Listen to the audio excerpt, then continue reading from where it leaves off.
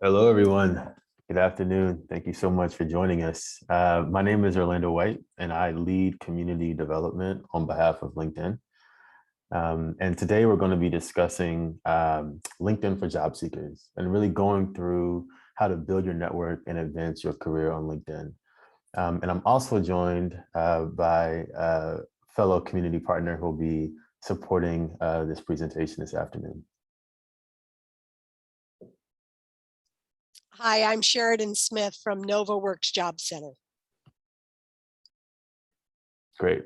So just to kind of give you an idea of what we'll be covering in this workshop, first we'll talk about exactly what is LinkedIn for those of you who may not be too familiar with the platform. I'll go through how to build your profile, how to build a professional network, how to actually use that network to find opportunities and connect to jobs on LinkedIn.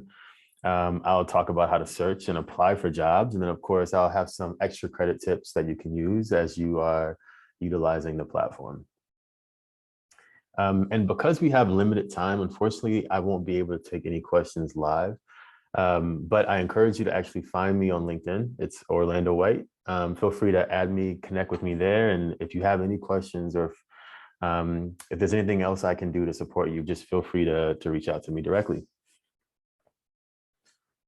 So just so you have an understanding of just how big the LinkedIn network is, there are more than 740 million professionals in over 200 countries on our platform. And there are about 3 people that are hired every single minute on LinkedIn, with over 57 million different employers and businesses on our platform, along with over 2.9 million groups on LinkedIn, where you're actually able to connect and grow your community. And so LinkedIn is a really vibrant network. It's the largest professional network on the web. And in fact, there was a point in time we were growing so quickly, we were adding about 2 new members every second on LinkedIn. And so you may not know this, but about 9 out of 10 employers use LinkedIn during their hiring process. So it's an incredibly common tool. A lot of people ask, well, how does LinkedIn actually make money? And one of the ways that we make most of our revenue is through a platform called Talent Solutions. And so that product actually allows recruiters and companies, executives to use LinkedIn almost like a search engine to find the exact talent that they're looking for. And so it's really no surprise that so many different employers actually use our platform to find talent. So I want to define just some key terms that I'll be using just to make sure that we're all on the same page. So when I say workforce, I'm referring to the people who are currently working or available for work in a specific region. The vision of LinkedIn is to create economic opportunity for every member of the global workforce.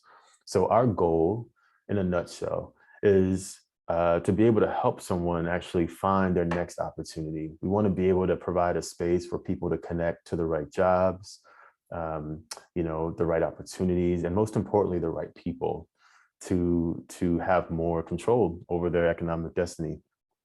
I'll also use the word connections, and connections simply means contacts on LinkedIn. So you can add connections.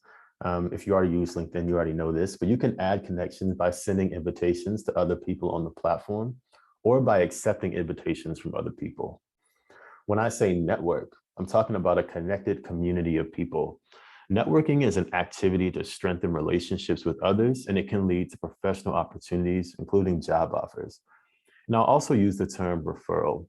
So when a job seeker is recommended for a career opportunity by someone in his or her or their network, that's considered a referral. So building your LinkedIn profile. For those of you who don't have a presence on LinkedIn, you may want to pay extra attention to this section.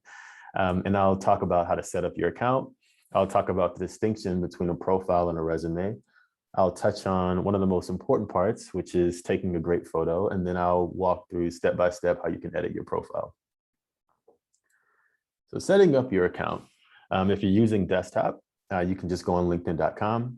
And if you're using a mobile app, you can actually download our application and be able to kind of edit your profile through that medium. So profile versus resume. Often people ask, which one is more important? Should I have a LinkedIn profile? Should I have a resume? Which one should I really prioritize?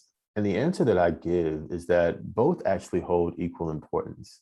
And so I wouldn't even phrase this slide as profile versus resume. I would more so say profile and resume, because the two really hold hands. And typically what they say is that a resume should only be about 1 page for every 10 years of work experience, which can be really limiting when you think about all the different jobs and experiences and skills that you may have. Whereas a LinkedIn profile really allows you to speak to all employers all at once, not just one. You're really able to go into more detail with your skills, your projects, your interests, your certifications. It allows other professionals and employers to interact, to learn, and to contact you. And of course, you can have your recommendations and your endorsements. It's a living, breathing um, it's a living, breathing document almost, whereas your resume is pretty static and has to be changed depending on who's reading it. So I like to think of profile and resume as holding hands almost. And so taking a great photo, it all starts with the photo on LinkedIn, because it's one of the ways that we're able to know who it is that we are connecting with. And so members who have profile photos receive up to 21 times more views and up to 9 times more connection requests. And it doesn't need to be a professionally shot picture, right? It can just be, a picture of you, as long as it's just not a background that's too distracting. Make sure that, your face takes up a majority of the frame, and that you're really the only one in the picture. I think those are the most important tips here. So editing your profile, right? So this is your story in your own words. And so your profile is really your hub, where you can add things like your location and your industry. You can add your work experience, internship experience, volunteer experience, your education, your certifications, your skills, even if you're in a program, right? So for example, if you are a part of the Working Scholars, right? That's a program that you can add on your LinkedIn profile and actually be able to search for that as well. You can connect with other alumni from the Working Scholars program or current participants. So here's your headline. And your headline is an opportunity to show what you are, not just what you do. And so when writing your headline, I like to ask myself a few questions. The first is, if this is the only thing someone sees, what does it say about me? Does this represent my professional brand and actually show why I'm unique? And does it capture what a recruiter would care about? When you search for someone on LinkedIn, only 3 things come up: a profile photo, a name, and a headline. And so you want that headline to be something that's snappy, something that makes people get a really good sense of what you care about, what your passions are, and who you are. And perhaps the most important part of a LinkedIn profile is the summary. Your summary is the best place for you to communicate your professional brand and put your own spin on your experience. And so here's an easy formula that LinkedIn recommends: about 1 to 2 sentences about who you are, about 3 to 5 sentences focused on your experience, your top skills, your key passions, and then maybe 1 to 2 sentences about your future goals and how other members can engage with you. One of the best parts about LinkedIn is that it's fueled by your story, right? And so instead of you sending in just a resume and leaving it up to a recruiter to actually connect all the dots for you, with LinkedIn, you're able to tie all your experiences together. So if you're someone who maybe took off work for a year or 2 to take care of your ailing parents, or maybe you're a military spouse and you moved and are looking for new opportunities. Maybe you are a new mom, right? And chose to take 2 or 3 years off and raise your child. So there's so many different experiences that we all have. And the summary is a great place to be able to share who you are in ways that just having your work experience just can't. So let's move into building a professional network. Now, LinkedIn is a great jobs platform, and the more information you give us, the better tailored our job recommendations will be. But what makes LinkedIn more powerful than Indeed or Monster or a ZipRecruiter is our network. And like I mentioned, LinkedIn has the largest professional network on the internet. And so in this section, I'll talk about how to build your professional network, how to discover existing connections, how to search for new connections, and how to expand your network, not just to expand it widely, but also expand it strategically. So you may not know this, but about 50% of hires result from a personal connections, and companies rely heavily on referrals to find new talent. And so often, knowing the right person can lead to the right opportunities. And LinkedIn makes that so much easier when you're able to reach out to someone who you may want to build a connection with. So everyone has a network, though you may not realize it. And networking occurs every time you meet new friends or acquaintances, you volunteer in your community, or through any other social activity. Networking is a key factor in career advancement. In fact, over 50% of workers currently employed, as I mentioned, found their job through a personal connection. Your network consists of strong connections, the people you know well and interact with often, as well as weak connections. Acquaintances are people you may not know personally, but have a shared background, interest, or mutual connection in common with. On LinkedIn, your first-degree connections are people already in your network. Your second-degree connections are people you share a connection with, while third-degree connections are connected to your second-degree connections. Are you all confused yet? Research shows that your weak connections, those originally in your second and third degree networks, are often more valuable for your job search than strong existing connections because their networks are more diverse than your own. For example, my neighbor's sister works at Amazon. I've only met her once, but if I want to work at Amazon, she can help me find jobs there and connect me with people in my field. Each time you connect with someone new, their own extended network becomes more accessible to you. So on LinkedIn, you can customize your connection request to explain why you were interested in adding a second or third degree connection to your network, whether it is to learn about their career journey through an informational interview or to request a referral for a job you are interested in. Most LinkedIn members often or always respond to a request for a referral, and more than 60% of the workforce has referred someone to work at their company.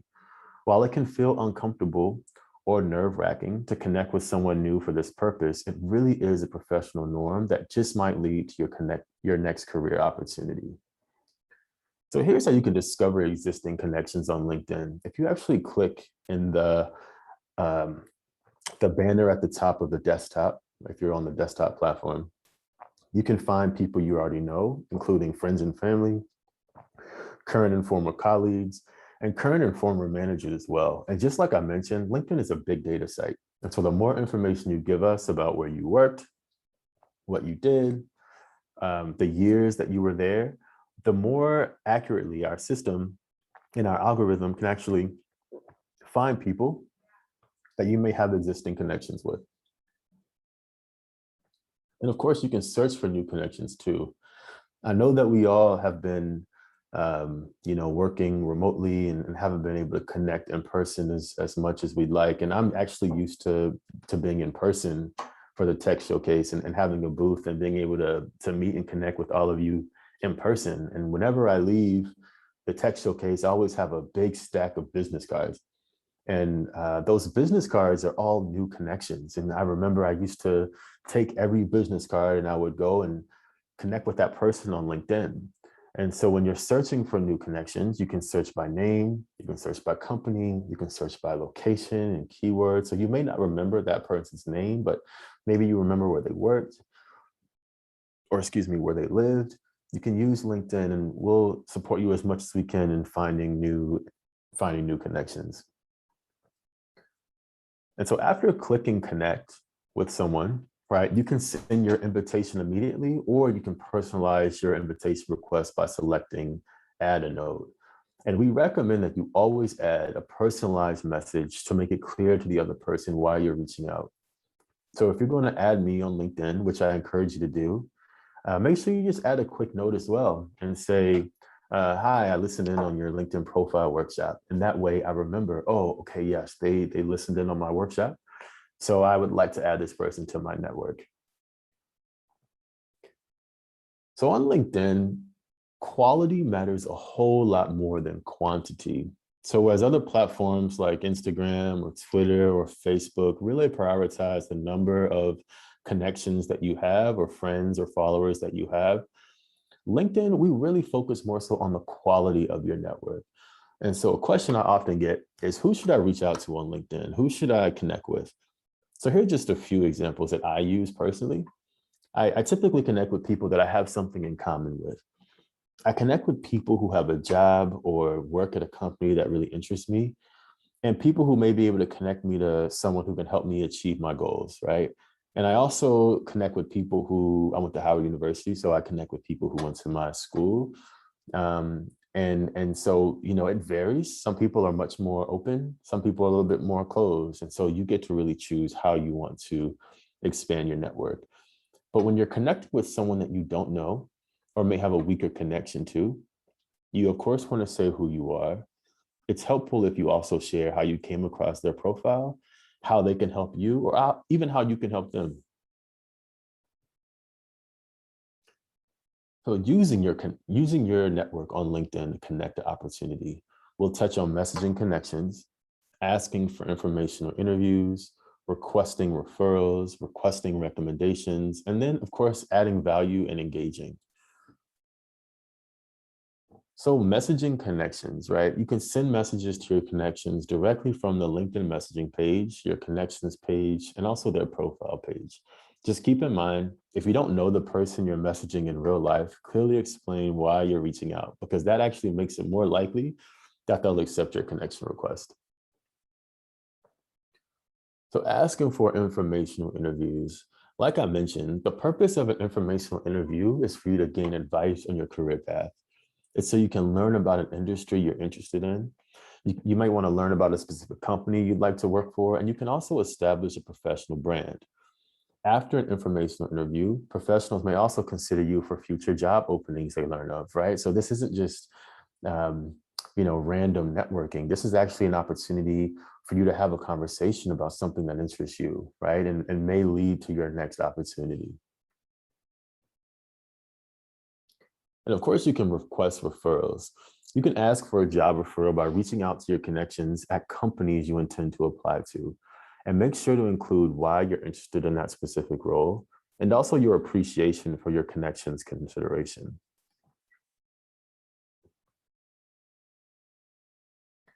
And you can also request recommendations. So recommendations on LinkedIn are like references from people in your network. And so they're alive, they're living. And also it's a really great opportunity to almost, share what it is that you were able to do at that company or at that organization. And when that recommendation is complete, you actually have control to say whether or not you actually want that on your profile. And so who should you ask to recommend you? Well, current and former managers, right? Current or former colleagues, even those that were not directly on your team, but who you work closely with. And people who have mentored or advised you professionally, including through nonprofit training programs. So here's are some ways that you can add value and engage with your network. So I like to think of networks almost like a garden, right? I get vegetables from my garden, but I also have to tend to my garden as well. And networks are the same way. We get from our networks, but we have to tend to them, we have to care for them, and we have to make sure that we're adding value to our networks too. So you can invest your time and your connections and request informational interviews, right? That's one way you can gain value. But you can also like and share things that people in your network will care about and post. You can join groups and exchange insights with school or with program alumni. You can also give testimonials and recommendations to other people. So here are some ways that you can search and apply for jobs on LinkedIn. I'll show a new feature, which you may have seen on being open to work. I'll show how you can search for jobs, how you can create search alerts, how you can review jobs you may be interested in, how you can follow companies, and also how you can apply actively. So there's over 34 million job seekers that visit LinkedIn jobs every single week. And LinkedIn is like a gym. right? You really get the benefits when you go on a regular basis. So it's really not a place I'd recommend just going when you need a job, when you're looking for your next opportunity. It's actually a great place to stay on top of news. It's a great place to engage with employers, to connect with other professionals. It really is a great platform that I recommend using on a regular basis. So here's a new feature that we added last year, and you can show recruiters that you're open to work. And so to get started, you use your profile on the top of the card, use the option on the top card of your profile. You can add job titles, types, and locations you're interested in. You can indicate whether you're available immediately or casually browsing. And you can choose whether you want to share your open with all LinkedIn members or only recruiters. And really, the purpose of this is to actually lean on our networks, to lean on our connections, to actually help us find that next job opportunity. So it's a way for us to really leverage the power of LinkedIn, which is in fact a network, to help us find our next job opportunities.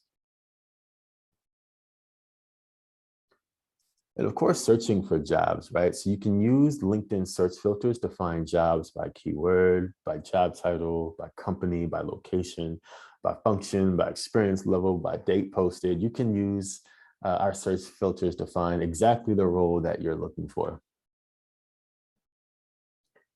You can also create search alerts. And so search alerts allow you to be notified when jobs that you're interested in are posted by turning on job alerts. And of course, you can use the same filters in the search bar and create alerts by keyword, job title, company, etc. When I was in college, I was interning quite a bit. So if you look at my profile, you'll see that. And so what I would do is I would actually use LinkedIn search alerts. And every time there was an opportunity posted for a public policy internship or some type of policy internship, I would be notified. And when you are able to apply quickly, you're 10% more likely actually to get an interview. So it's really important. These search alerts can be really important to getting face time with the recruiter. And you can also review jobs that you might be interested in. This is also accessible at the top banner of LinkedIn. And for the best job recommendations, as I said, just because LinkedIn is a data site, make sure that your profile is filled out with accurate information and that you tell us your work experience, your skills, location information, because the more you give us, the more detail and more preciseness we're able to return.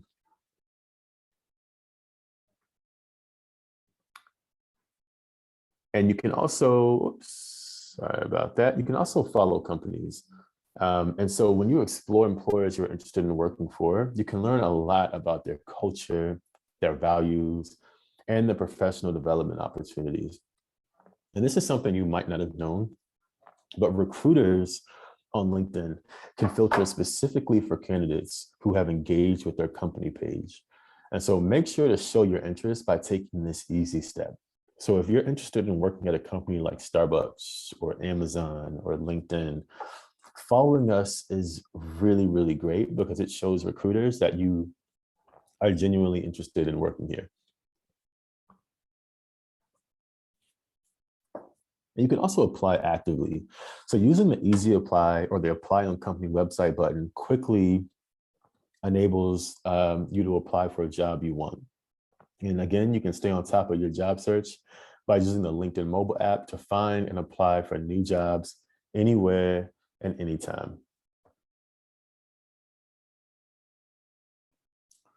So here are some extra credit features to help you advance your career, right? And give you just a little bit of insight into some additional tips that you can use.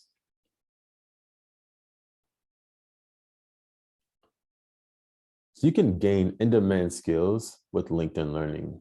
And so we actually partnered with our parent company, Microsoft, and also with GitHub to create a digital skills initiative when the pandemic hit last year. And so what we did was we identified 10 jobs that have the greatest number of job openings. They have steady growth over the last 4 years, and they pay a livable wage and require skills that can be learned online. And so learning paths teach skills for in-demand jobs like a sales representative, project manager, digital marketer, And what's great about this is once you actually complete all the courses in that learning path, you're technically certified in that specific role.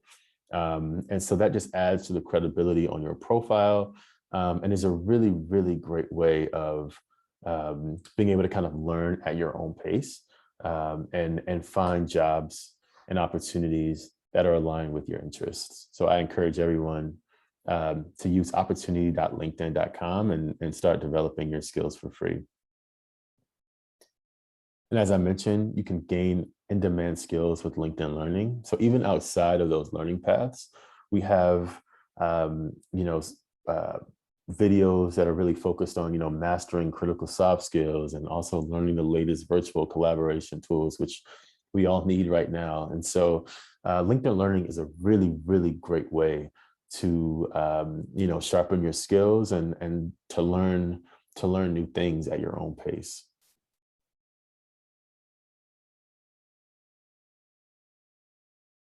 And of course, again, as I mentioned, you can gain in-demand skills with LinkedIn Learning and also through Microsoft's Digital Skills Initiative.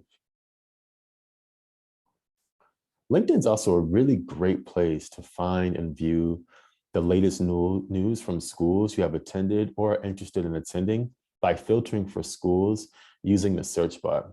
And you can search for universities like San Jose State or Howard University, or any schools that you're actually interested in attending and learning more about. And it's a really great way of understanding, what the school is up to and any kind of latest news that's happening there. And what's really, really cool, I think it's actually one of LinkedIn's best kept secrets, is our Alumni Tool.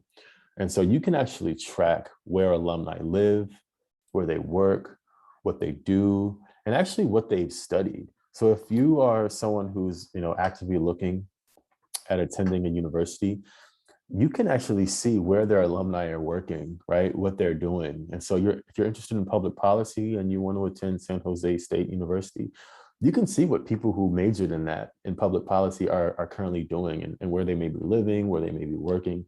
It's a really, really cool feature. You can also join groups. I highly recommend this. Finding and joining groups of professionals. I've seen so many job opportunities just from groups, and it's a great way to give and also get career help.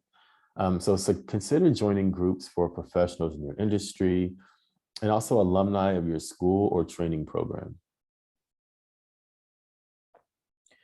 And finally, I want to touch on privacy. LinkedIn is also a very sensitive platform. I mean, you're sharing all of your work experience and everything's public. And so you have complete control over the languages that you use, whether you want your picture to be shown on your profile.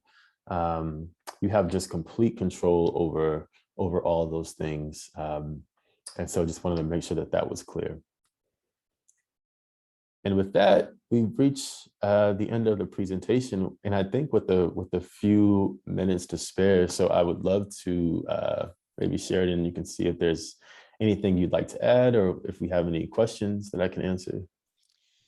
Yeah, thanks, Orlando. I've been putting a few comments in, and I'll give you one question that's been asked a couple of times. But if you don't mind, can I just put in a shout out for a couple of things that I think are really important on LinkedIn?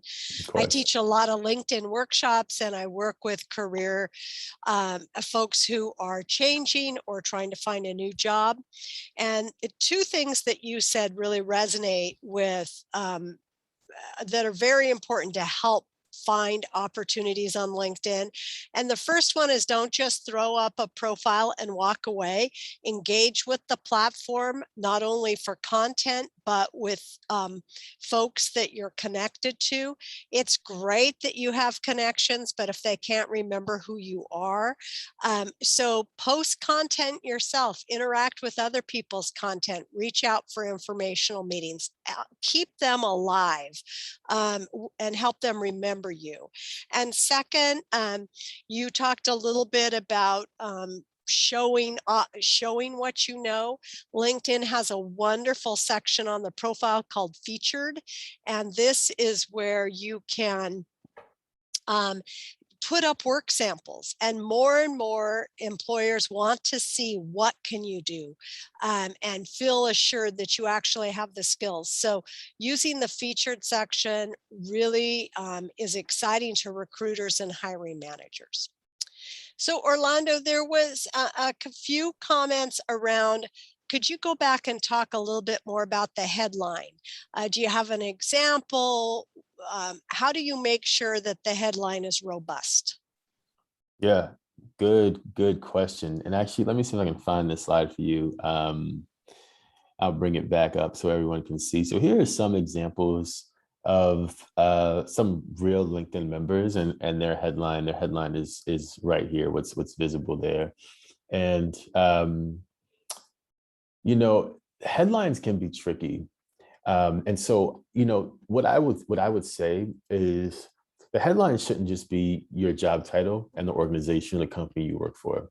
I think a headline is a really great way to actually quickly share what it is that you're really passionate about, right? So I've seen, for example, on my headline, if you go on my profile, I mentioned that I lead community development at LinkedIn, but I also mentioned the fact that I'm a mindfulness teacher in training, which is true, right? And I'm also a board member at a few nonprofits, right? So I include that on my headline as well.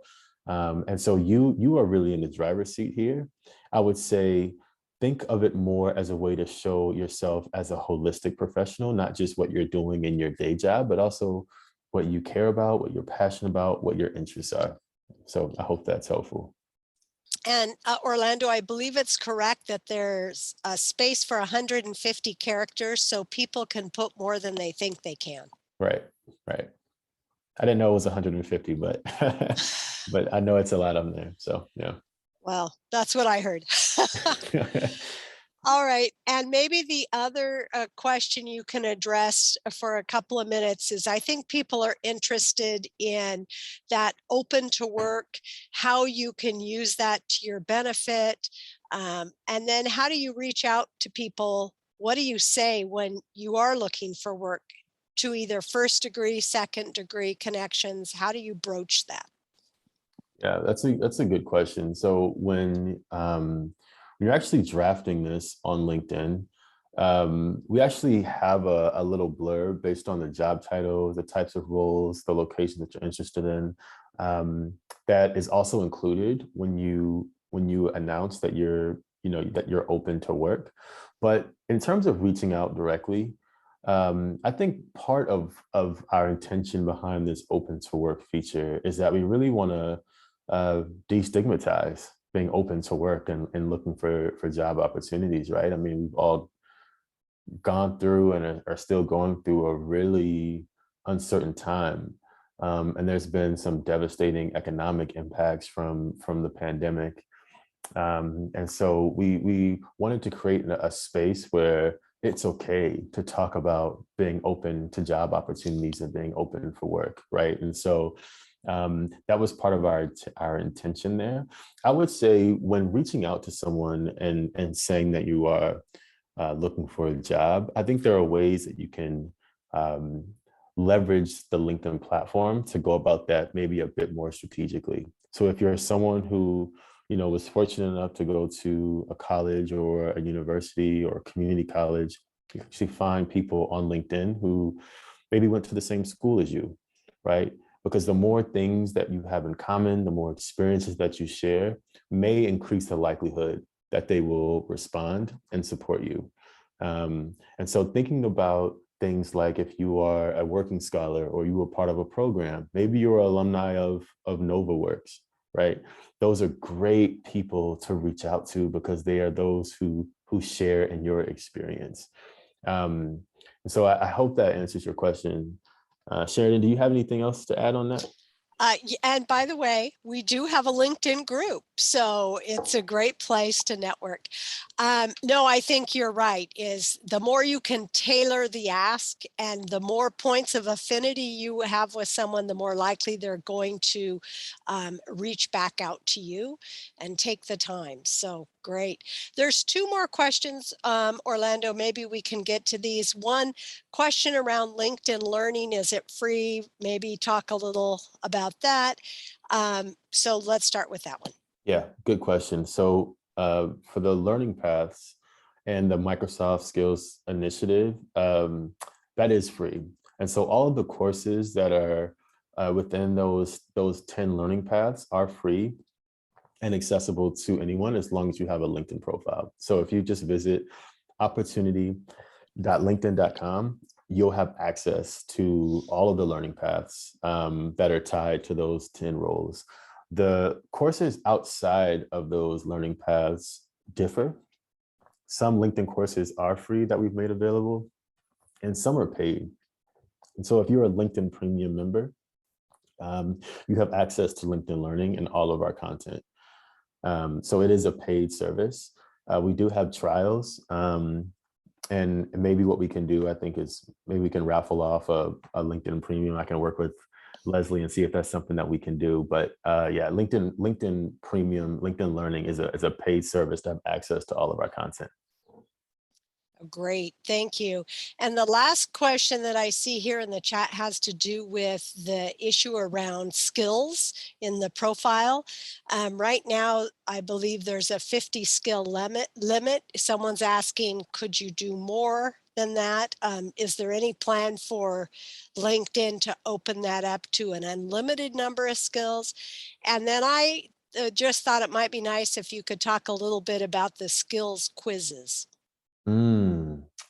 Yeah, actually, both of those questions, I don't know if I'm actually best to answer, but what I can do is I'm happy to kind of share more information on that. I know over the past few years or so, we really tried to be thoughtful about how skills show up on the profile. And so initially, maybe back in 2015, 2016, for those of you who are older LinkedIn users have been with us for a while, there was really no rhyme or reason for skills and endorsements, right? And so more recently, we've tried to be, as I said, a little bit more thoughtful. So instead of just allowing someone to endorse someone for maybe being good in sales, we'll ask you, well, how skilled are they? Do you have any experiences working with them? And we try to go a little bit deeper with you so the endorsements and the skills have a bit more relevance. But in terms of that 50 number and seeing if we can increase that, or even going into our skills assessments, I don't have those answers, but I'm happy to go searching and circle back. Great, thank you. I will just say I know a little bit about the skills assessment. They're mostly for technical skills, but LinkedIn, you guys are doing a great job of expanding that rapidly. The quizzes are timed, and so it's really intended to see what you know without just Googling it, so to speak. And if you do not receive a score, if you score above 70%, a badge shows up next to that skill. If you score less than 70%, no one will know. They don't say nanner, you didn't pass. And if you want to try again in 90 days, you can take that quiz again.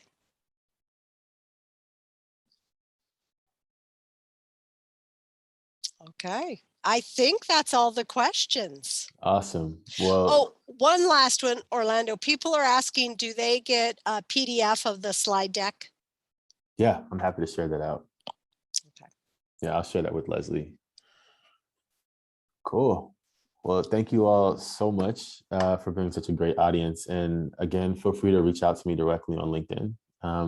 And yeah, I hope to be in touch with you soon. Yeah, take care, everyone.